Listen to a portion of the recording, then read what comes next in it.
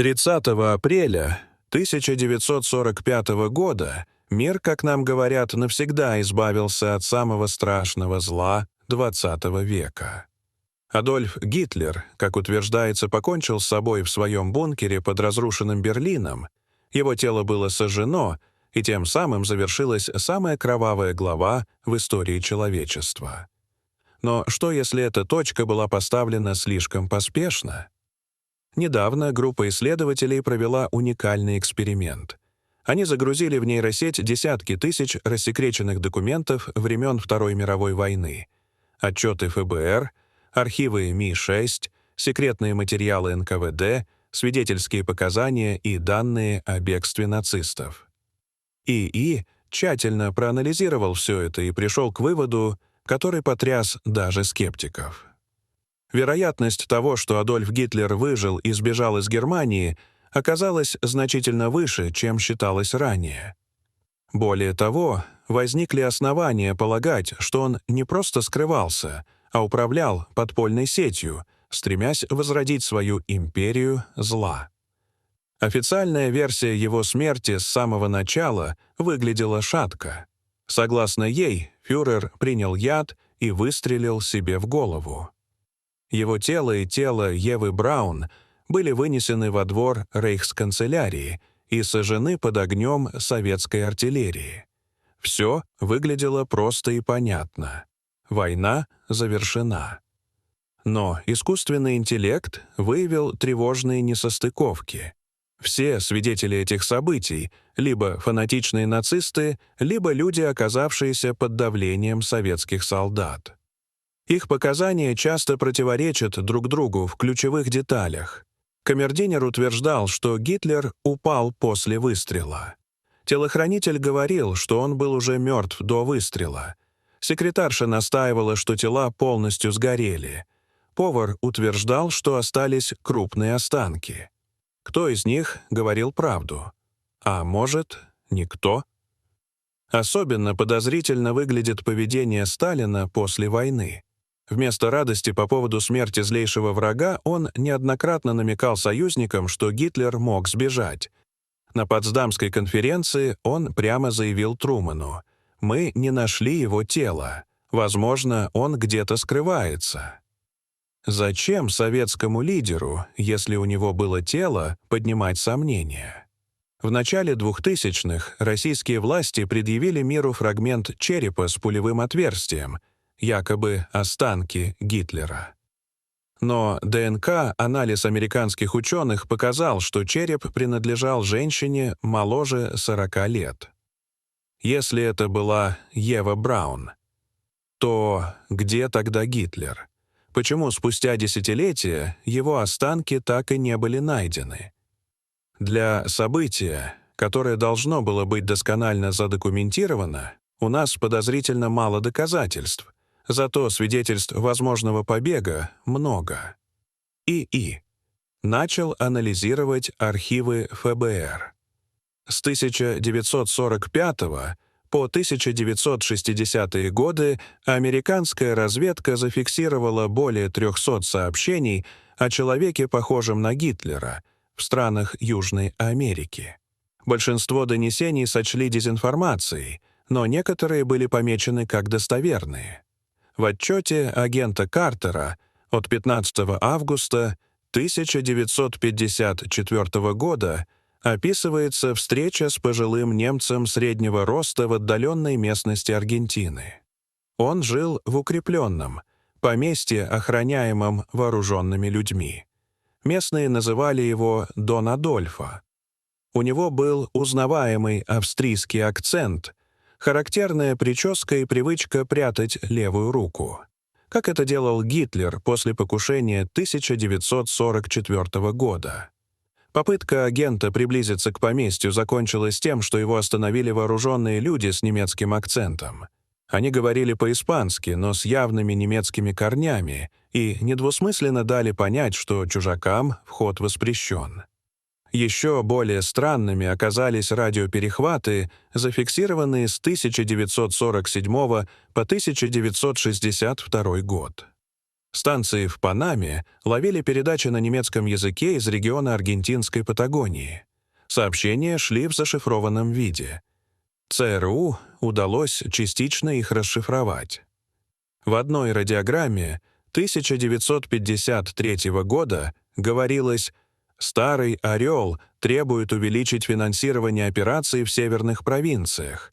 Доктор согласен продолжить работу при получении нового оборудования». В нацистских кругах «Орлом» называли только одного человека — Адольфа Гитлера. Официально эти расследования свернули из-за недостатка доказательств. Неофициально, возможно, потому что правда была слишком опасной для мира, стремящегося к восстановлению. Тем более, что логистика побега действительно существовала. Так называемые «крысиные тропы» — это исторический факт. Хорватский священник Крунослав Драганович организовал бегство более 1000 нацистов через монастыри Италии к порту Генуя, откуда они отправлялись в Аргентину. За каждого он получал от $1500 до $3000. Огромные деньги по тем временам. Но откуда у Ватикана были такие средства? Ответ может скрываться в операции «Бернхард» — массовой фальсификации британских фунтов и долларов, осуществленной нацистами. Фальшивок было напечатано на сумму более $15 миллиардов в современном эквиваленте. Часть средств передавалась Ватикану якобы для помощи беженцам, но на деле использовалась для побега преступников. Кардинал Монтини, будущий папа Павел VI, курировал эту операцию. Адольф Эйхман жил в Буэнос-Айресе под именем Рикардо Климент целых 15 лет. Менгеле, ангел смерти из Освенцима, умер в Бразилии в 1979 году, имея дом, семью и медицинскую практику. Клаус Барби, мясник из Леона, стал высокопоставленным советником правительства Боливии. Он даже участвовал в военном перевороте в 1980 году. У всех них были деньги, защита и поддержка. Почему бы не допустить, что сам Гитлер тоже мог уйти в тень? Истории немецких подводных лодок У-530 и У-977 добавляют загадочности. Они сдались аргентинцам в июле и августе 1945 года, через несколько месяцев после капитуляции Германии. Экипажи объяснили это долгим переходом, но баки субмарин были почти пусты, что указывает на длительное пребывание в море. Были зафиксированы выгрузки тяжелых ящиков. Отчеты о допросах экипажей до сих пор засекречены. Нацистские сокровища — еще одна загадка. По данным союзников, Рейх накопил более $500 миллиардов в современном эквиваленте. В золоте, произведениях искусства, конфискованных ценностях. Знаменитый «Золотой поезд» — лишь капля в море. Известно о 20 подобных составах, отправленных в неизвестном направлении. Швейцарские банки до сих пор хранят тысячи счетов, открытых в 1940-1945 годах. По некоторым из них средства снимались вплоть до 1975 года. Подписи доверенных лиц А. Вольф и Г. Шульц, один из почерков эксперты признали поразительно похожим на почерк Гитлера. Журналист Норман Оллер провел собственное расследование в Патагонии. В городе Барилаче он встретил старика Эстебана Морейру, чей сын работал на немецком ранчо. Хозяин был худощав, с изуродованной левой рукой и хромотой. Он редко говорил, но пользовался уважением, почти страхом. Газеты привозили из Европы, вечерами он ходил по террасе и жестикулировал, словно репетировал речи. Работникам запрещалось приближаться к дому. Один из них рассказывал, что хозяин по утрам поднимал руку в нацистском приветствии. В другом селении, Олеру, показали руины дома, называемого «Дом немца». Каменный особняк в немецком стиле с подземными помещениями. Там жили охрана и слуги, прибывали лимузины, слышались немецкие радиопередачи. Письма приходили на имя Херн Вольф. В 1962 году особняк внезапно опустел. Хозяин уехал по семейным обстоятельствам. В архивах аргентинской полиции сохранились отчеты о массовых закупках радиооборудования, строительстве скрытых аэродромов и перевозке научного оборудования. Когда полиция пыталась вмешаться, предъявлялись документы с подписями высокопоставленных лиц.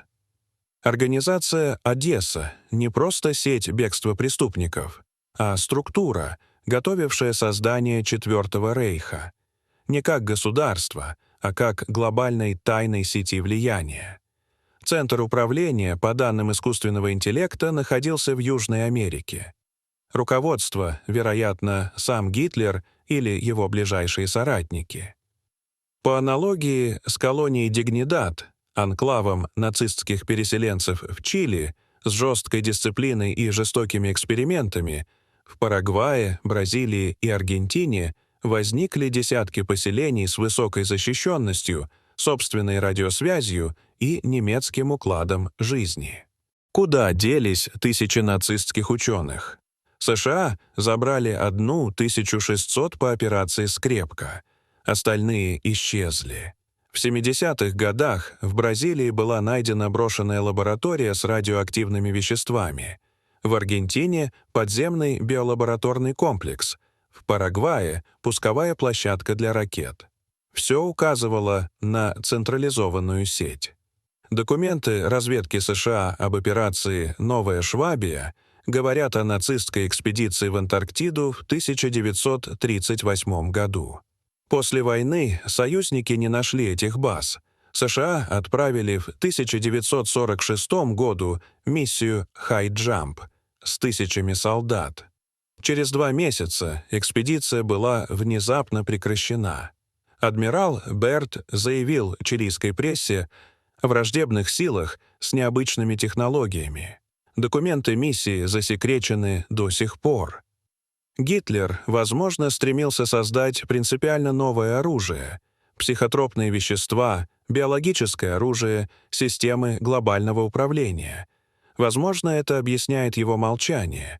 Он готовил реванш. Но в 60-х годах началась охота на нацистов. Эйхман был схвачен. Мюллер найден мертвым. Швент исчез. Свидетели, утверждавшие, что видели Гитлера один за другим, погибали. Сеть разрушалась. К 70-м годам Четвертый рейх распадался. Остались лишь следы в виде корпораций, финансируемых нацистским золотом. Байер, Volkswagen, швейцарские банки. Последний сигнал от возможного Гитлера поступил в 1977 году от агента Кондора, описавшего старика в инвалидном кресле в Патагонии. Когда прибыли следователи, особняк был пуст.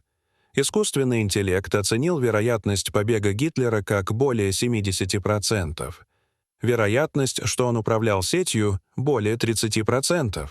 Это не теория заговора, а результат анализа огромного объема данных без политических и идеологических искажений. Если это правда, значит, война не закончилась в 1945 году. Она продолжалась в тени. И если семена Четвертого рейха были посеяны, может быть, они до сих пор дают всходы. Может быть, монстр не умер. Может быть, он просто затаился. И продолжает действовать. Уже не в бункерах, а в современных корпорациях и партиях. Может быть, его победа еще впереди. Дорогие зрители, что вы думаете об этой истории? Расскажите, пожалуйста, в комментариях. А если вам понравилось это видео, то ставьте лайк и подписывайтесь на наш канал. До свидания.